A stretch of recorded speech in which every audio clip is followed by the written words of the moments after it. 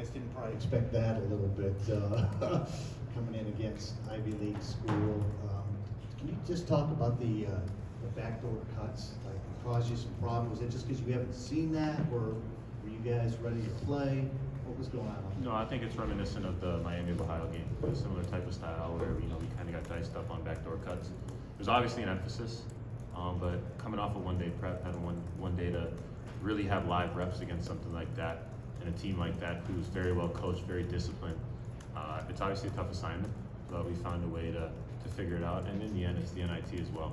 There's going to be great teams who want to compete and want to have a chance to play for a championship at the end of the season, and obviously, they're a top 3 team in the Ivy League, made it to the semifinals, and kudos to them and kudos to what they've done this season. And it's a testament to the work they've put in, but it's a testament also to the work we've put in and coming in on a short week, coming in on a short prep to figure things out. The backdoor cuts obviously killed us, but we found other ways to affect the game, and we stopped them a little bit, but still they were still finding different cuts. And then obviously the way they shoot the ball is another aspect of their game that opens the floor for them. So it was a tough prep, but in the end, we got the job done. Guys, what were the last couple of days like? Jamison, you said you guys as a team were going to talk and vote on whether you wanted to play in the NIT. You find out who your coach is. There's a lot that kind of went into the prep leading into this game. So what went into the decisions to play in this, and what was it like for you guys to have your coach finalized? Yeah, it was obviously a very exciting time, but there was a lot of unknown too. Sitting there on Sunday, watching the Big Ten championship, feeling like we should have been there, but in the end, it's the past, and we have to focus on what we have to do. And Sunday we came together as a team, talked about it, and said, we want to go out here and compete, and that's the type of guys we got on this roster.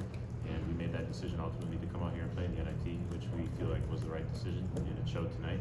But there's still lots of work to be done, and we feel like we can end on top. But there's 2 other tournaments other than the NCAA tournament, so there's 4 teams who can end with wins at the end of the season. So we want to be one of those teams, and it's going to take all the guys here and take all the guys to continue to work, continue to grind, and continue to just finish the season out strong.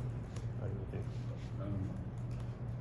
I just think the uncertainty of who the next coach is going to be. Tough loss against Illinois. I feel like we could have made that final push into the championship. I feel like we could have been Big Ten champs. So even Selection Sunday, we knew it was a long shot, but there was still that kind of possibility of us kind of living on our dreams and wanting to play in the tournament. So once we seen that we weren't selected, we kind of came together, and guys like Jamison and Dale, this is their last go around. So I felt it was important to me to kind of live in their shoes, kind of see it from their perspective.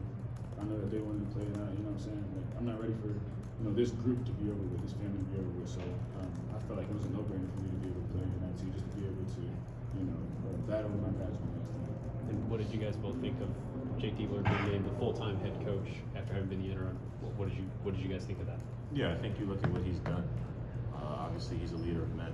And I think that's what it takes to be a coach in this day and age. And he's all about relationships. I know I can speak on it, what the relationship I had with him, before coming here, and him recruiting me and him getting me here. That was part of the reason I came here, just to be around Deeb and obviously hold, with what they had, set. But whatever a coach has, it's an it factor, and he's got it. And I think you can see how we've rallied around him and how we've played, and it's a testament to what he's done. But I know he's not satisfied. He doesn't want to live on these 8 games that we've played. He wants to build something himself and start something new, and I think that's what he's going to do. And that's the type of brand he is as a person, the type of character he has. So it's exciting to see, just because of how much hard work he's put in with us, and just how he's really never changed over this time. He's always around us. He's always with us. He's coming in the training room, seeing what's up, saying what's up to guys. He's on the court working out guys. So it's just stuff like that where you see that, and it's like, he's got it. Roddy, you guys dominated on the glass all night, but it took a while to kind of cash in on those second chance opportunities. How did you guys sustain the effort on the glass throughout the night? Coming into the game, we knew that we needed to kind of set the tone on offensive glass. We knew that they were kind of bottom in the league and defensive rebounding. So we kind of tried to exploit that and make that one of our goals coming into the game. Which we got guys like Felix, Evan, Jamison got in there a few times. Even I tried to make my mark feel on the grass. So I feel like the tougher team wins, and I feel like just those extra chances we got kind of set the difference in the game. And then Jamison, with the way the last game ended, to make this corner 3 and have the game winner, what did that feel like? It had to be somewhat satisfying. Yeah, it was satisfying, but you know, like I said, I don't live in the past. I don't worry about the stuff that's happened in the past just because I can't affect it. So in the end, I'm worried about the present moment. Dale drove, I stepped out, and I work on that type of shot every day with B. Bailey. So you know, it was just another shot. Obviously, it was a pretty big shot, but you know, it's satisfying for it to go in just because you know, like against Illinois, you had 2 opportunities and they didn't go in. But you know, it's a testament to what we've done as a team and the work we all put in because in the end, the work's always going to show. Bruce going out obviously changes some of the stuff you guys do. How did you feel like you guys handled that, I think, last 10 minutes or so when he wasn't in there?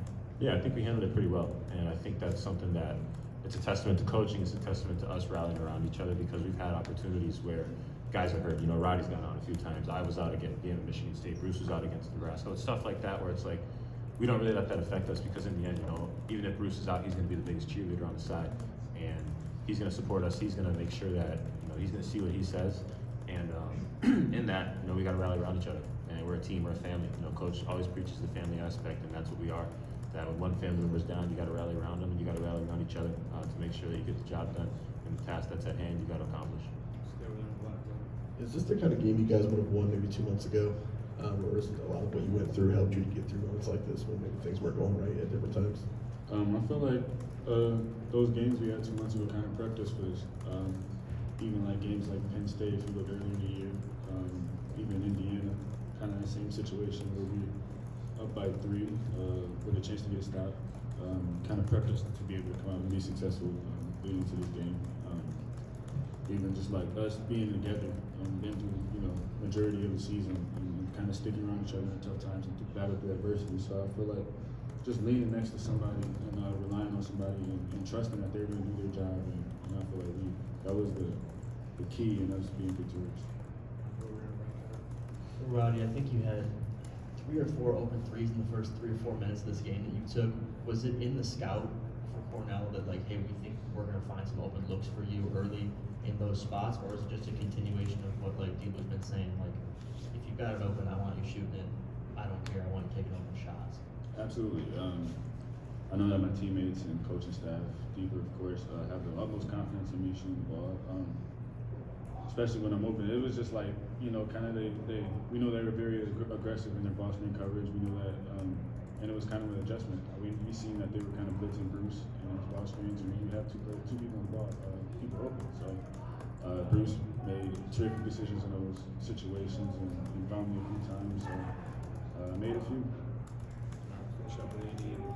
Obviously, Jamison, you know, that final minute, your shot's kind of the biggest play that stands out, but it was also, I think there was a play from a lot of different guys in that last minute. You know, Roddy poked the ball free there for a steal. There was Evan's pass was pretty crazy to Devin, and then Devin has a nice pump fake to finish it off. Dale hits 2 clutch free throws. But what was it like to see different sources of, you know, clutch play in that final minute? Yeah, I don't think it's not surprising because that's just who we are as players. That's who this team is, and you know, when there's an opportunity that arises, guys are going to step up in that moment. And I think that's a testament to Holt and Deaver, who they recruited, who they brought into this program. But I think that also just says, you know, that's who we are as players. You know, we want to be in those big moments. We want to have those lights shining bright on us just because we know that in the end, you know, we put the time and we put the work in to make those types of plays. So it's obviously, you know, awesome just to see different guys stepping up, but it's not surprising at all because, you know, we come in, we grind every day, and you know, in the end, good things are going to come if you continue to do that. Fellas, thank you.